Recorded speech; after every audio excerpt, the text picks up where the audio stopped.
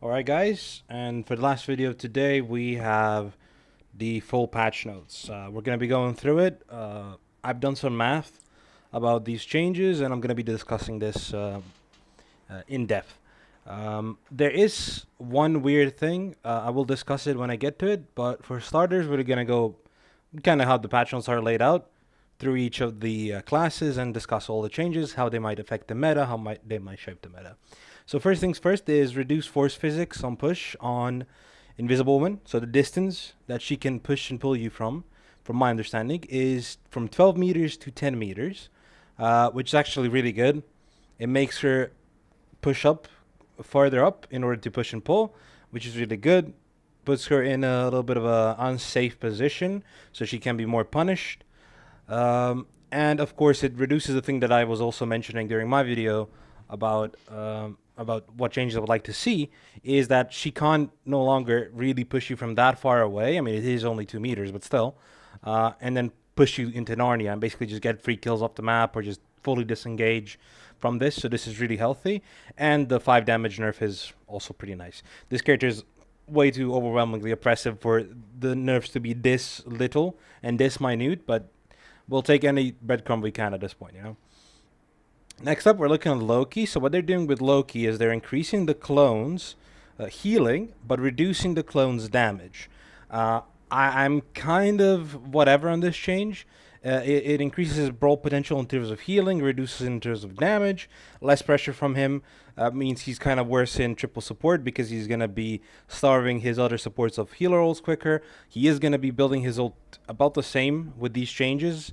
The 200 less ult charge on God of Mischief is going to be, mostly lining up with this healing damage ratio. But I generally don't like overbuffing the healing, reducing the damage, but it is what it is. It probably puts him in a healthier spot in triple support, though. So I don't think this change is really going to affect Loki that much. It is going to increase his burst healing. It's going to make him heal better, and it's going to make him be less of a threat in terms of damage, which isn't ideal. It's going to reduce that fight off ability that Loki usually has. Next up, the Mantis speed boost change. So, first and foremost, I want to tell all of my 3 Widow mains to not panic. We can still one shot with the Mantis damage boost, 250 targets, still do about 252 damage. So, we are above that threshold, so that's good. Other than that, though, I really like this movement speed boost that she grants allies, and this damage reduction is actually going to be multi-fold as a nerf. This means that your teammates are gonna charge their ults slower by that extra 4% that you're losing, which is actually gonna really help incentivize her not being picked in triple support as much.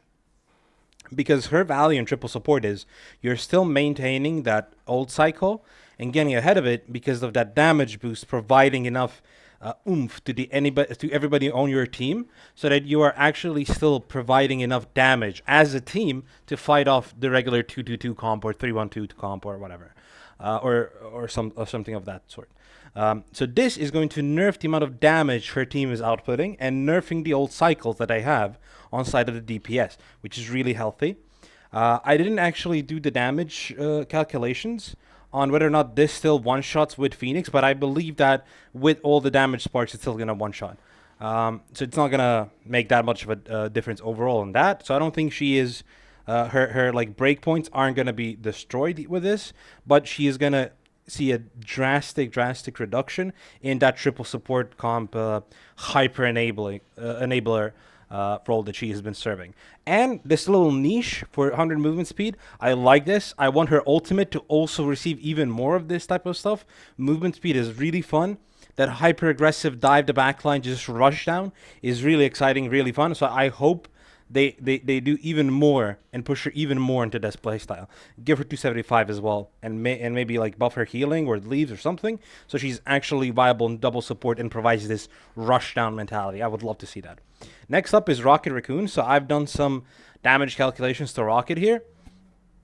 So what they've done is they've made it so each of his projectiles in his primary fire does 16. Used to do 16 damage, does 17 now. So what does that mean? overall effectively. He has 45 bullets in his primary fire magazine, which means with the full bullets hitting body shots, he's going to be doing now 765 HP as opposed to 720 HP. So to roughly put this into perspective, killing a 275 HP target, your time to kill, your TTK, is going to go from 1.4 second, slightly lower than that, to 1.2 seconds, slightly above that. So about 0.2 second TTK reduction on a 275 hero target, which is pretty decent, which means he can actually fight off those dives, those overextended characters, especially tanks now. And keep in mind, his headshots double the damage. So if you're headshotting now, you're going to be doubling that even quicker. So you're going to be killing even quicker. So that's actually really good. So I like this. I want to see more rockets doing that DPS. And now the charge mode over his heal, the repair mode, sorry, it has 10 charges instead of 8 now. That means that during his neutral, right, when he's just regularly shooting the balls, he's going to be healing 500 between reloads instead of 400 for each of the targets hit. This is actually really good. It helps his neutral heal. It helps his burst heal overall. So this is really, really good for Rocket. I think Rocket's going to shoot up in the next season, especially because dive is going to be prevalent. I don't think dive is getting... I mean, Daredevil didn't get nerfed. Cap didn't get nerfed. Venom didn't get nerfed. Black Cat didn't get nerfed. White Fox got buffed. So dive. Jeff also didn't get touched at all, even the team-ups. So I think dive is still going to be super, super prevalent. We have to see something about Phoenix later. We'll discuss it. So with dive being prevalent, Rocket is good into dive and with dive. So that's really good about Rocket. His extra damage is going to help when he is getting dove. So that's really good. And the healing is going to help him sustain his teammates also quicker. And he also gets a quicker ult charge. This is good for the ult cycles, especially in these dive hectic fights. He's going to get ults early and then have the ability to pressure the enemies before they get their ults. So I think Rocket is going to be a top tier support next season, undoubtedly in my opinion. So next up, we have changes to White Fox. So basically to break this down, what they did is her melee form, the Awakening form when she's like meleeing and slashing, she used to have 25%, 25 healing per second passively, and another 35 healing from each attack. Meaning that she was getting a decent amount of burst with every single attack, but when she wasn't attacking, her healing wasn't the greatest. So you would have to kite her, and she was bad into poke this way.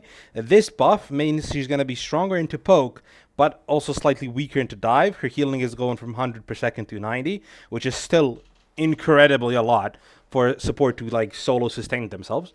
But yeah, this change mostly helps her against dive, and then helps her against poke, but doesn't help her as much against dive, which is good. I think this is healthy shift for her.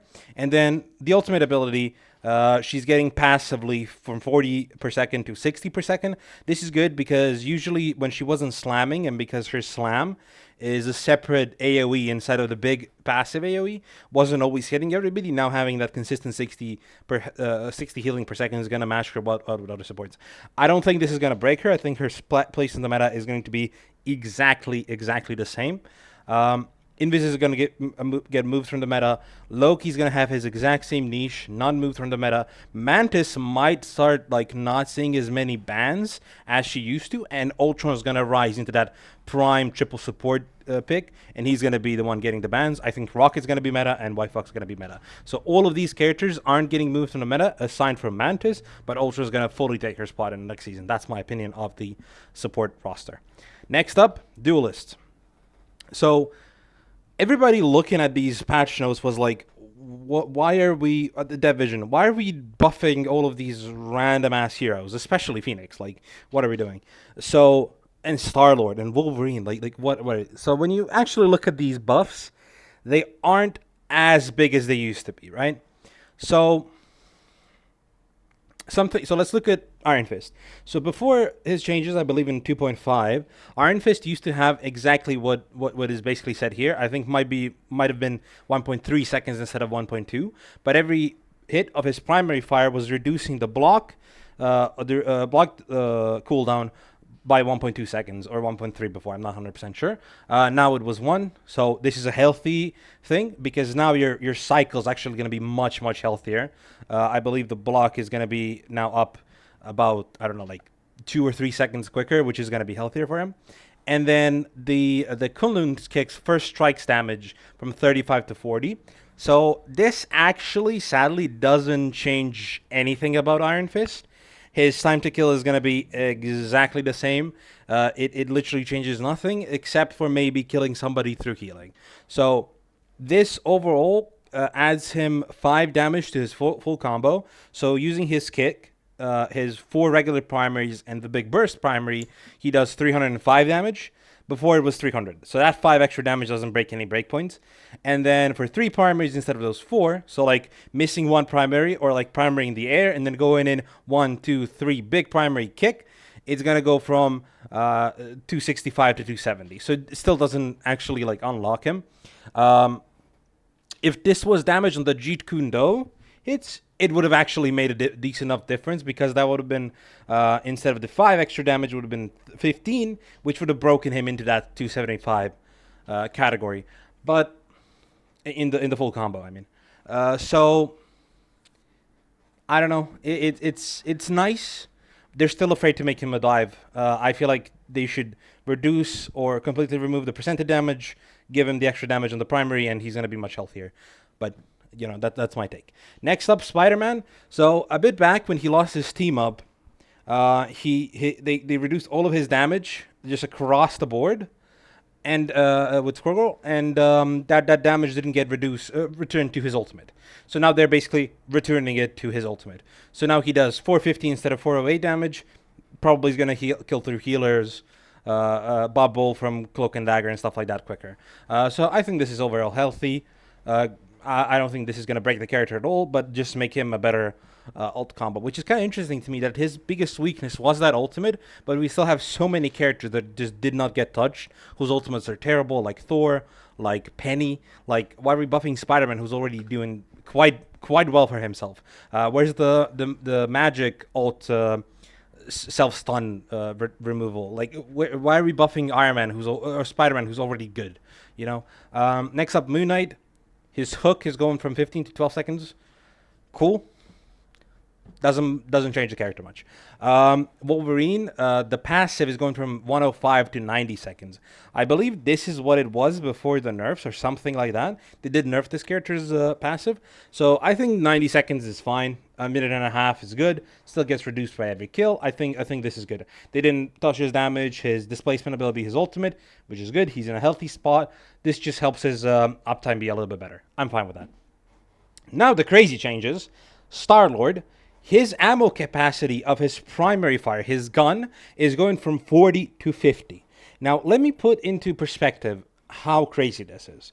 This character is going from 260 damage body shots from full mag, without the reload, to 325. Right? So it is going to add that 10 extra shots having to be shot, and he shoots 2 at a time. Right? So like if he gets 2 extra of those shots, or like shoots twice basically, which is 4 of those shots because they fire twice at the same time, right? That's going to give him extra 26 damage. So without reloading, if he just pushes up 2 more shots from his primary, so 2 more presses of the button, he's going to kill 275 now, which he couldn't do before. And if he pulls the full mag, he's going to do 325 damage, meaning he kills Daredevil, he kills Punisher, his like he's going to be doing so much more damage. This character is going to be incredibly strong, especially if Gambit is open. Star-Lord is best in slot DPS, maybe even over Black Cat, depending. This character is he did not need any of these buffs. This is genuinely crazy. Why are we buffing Star-Lord? Like, hello? So this is just absolutely crazy to me. It makes absolutely no sense. But hey, he's going to be super strong, and killing 275s with just 1 magazine, scary. Hella scary. You don't want to meet him in the open field. By the way, this is just body shots. So this is not taking into account his headshots. So just double that damage that I was saying before, the 325 damage. Double it for the headshots. Like, it's absolutely scary. He's going from if he hits every single headshot, killing the lowest HP tank, to killing Magneto if he hits every single headshot on Magneto. He's not gonna, but that is scary. That is quite scary. Squirrel Girl reduced the cooldown of the Mammal Bond. This is her E, which resets cooldowns from 15 seconds to 12 seconds. Completely fine. This isn't what the character needs. It needs a rework of the primary fire, so you can actually see how the bounce is happening and stuff like that to maybe incentivize proper aim with her and proper angling, and a completely different ultimate. Her ultimate's terrible. Mr. Fantastic, his primary fire is now going to do 70 damage instead of 65. This is nice, because if you look at the damage numbers, right, it doesn't actually shift him too much, because 4 primaries are now doing 280. So like he can kill a 275 with 4 primaries instead of 5 from before, which is nice.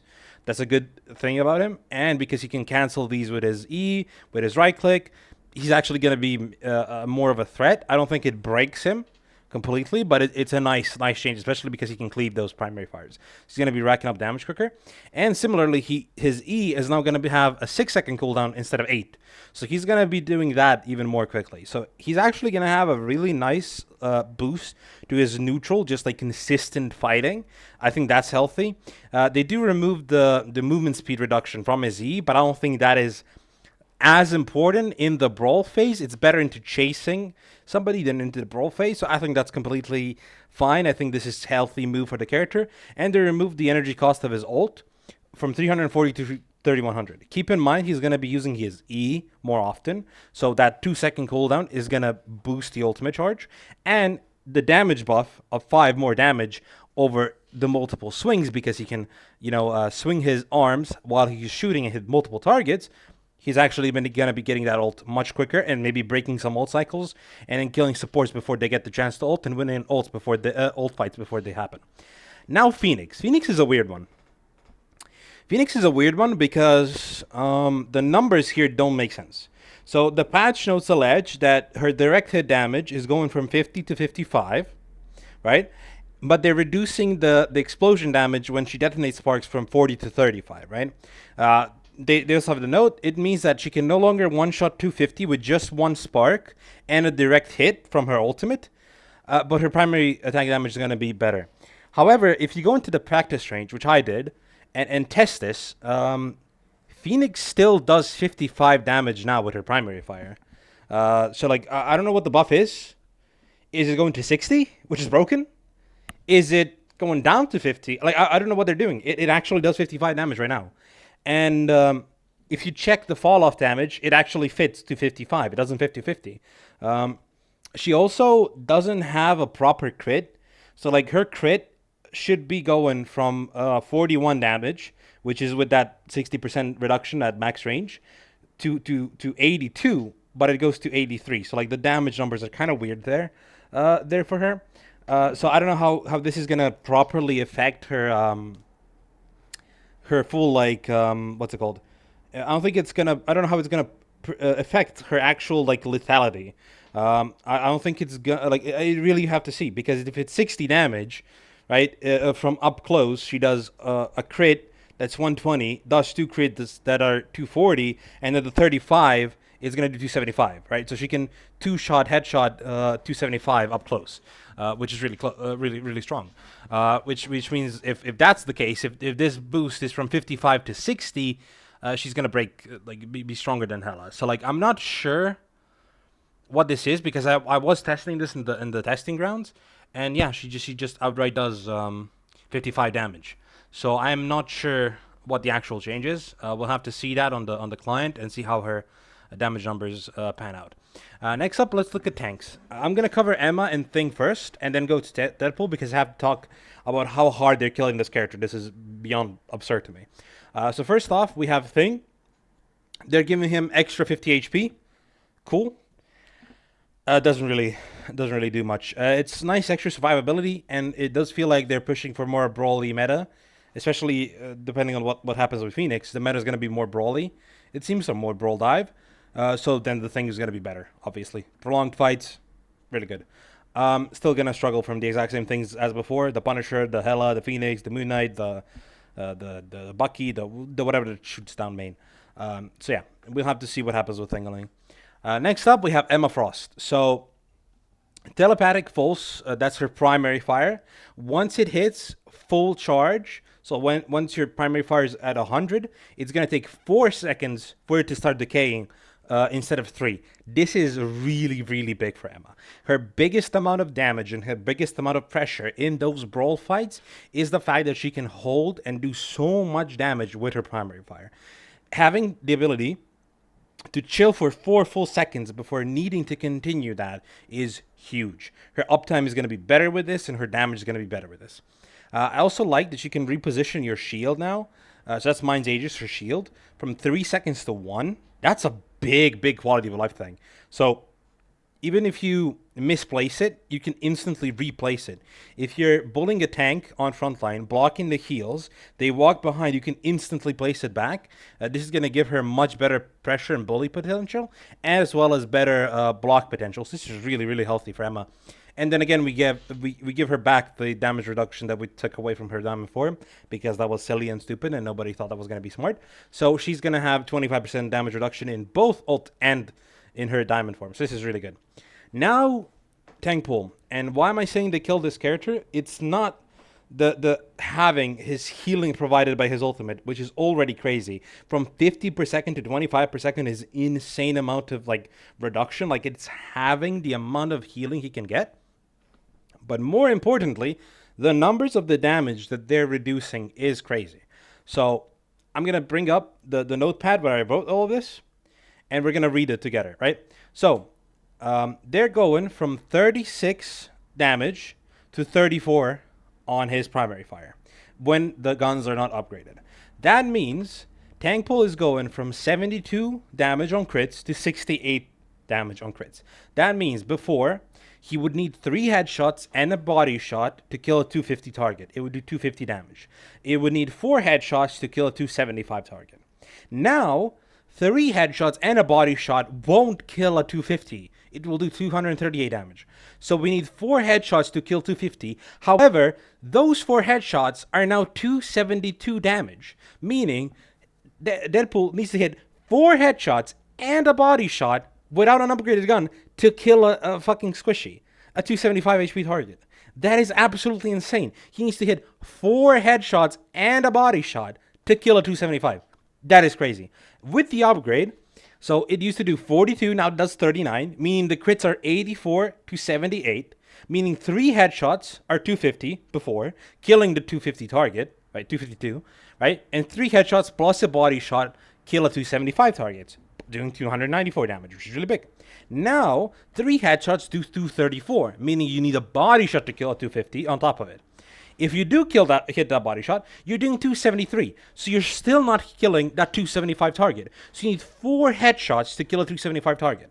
Consistently nerfing his potential for damage. Meaning, if you're not hitting almost every third shot as a headshot, like you need like 20% crit rate or like high teens, you are not getting kills in value on this character anymore. Like, his biggest like potential, because he is a hit scan, is those crits and that like high kill potential, high amount of damage to kill.